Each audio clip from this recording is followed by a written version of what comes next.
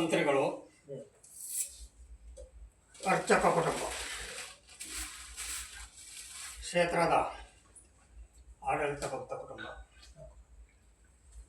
ಗ್ರಾಮಸ್ಥರು, ಸೇವೆಕರ್ತರು, ಭಕ್ತಾದಿಗಳು ಎಲ್ಲ ಸೇರಿಕೊಂಡು ನಡೆಸಿಕೊಂಡು ಬಂದಂಥ ಮಹೋತ್ಸವಗಳು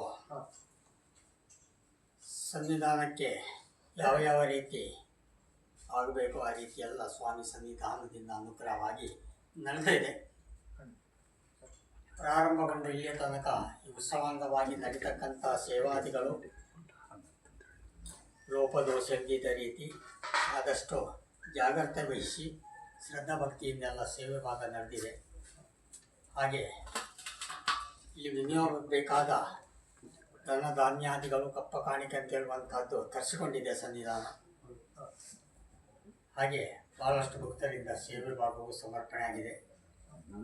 ಆಡಳಿತ ವರ್ಗವು ಹಾಗೂ ಭಕ್ತ ವರ್ಗ ಎಲ್ಲ ಒಂದು ಸೇವೆ ಭಾಗವನ್ನೆಲ್ಲವನ್ನು ನಡೆಸಿಕೊಂಡು ಉತ್ಸವದ ಪರಿಪೂರ್ಣ ಅನುಗ್ರಹ ನಮಗೆಲ್ಲ ದೊರಕಬೇಕನ್ನುವ ರೀತಿ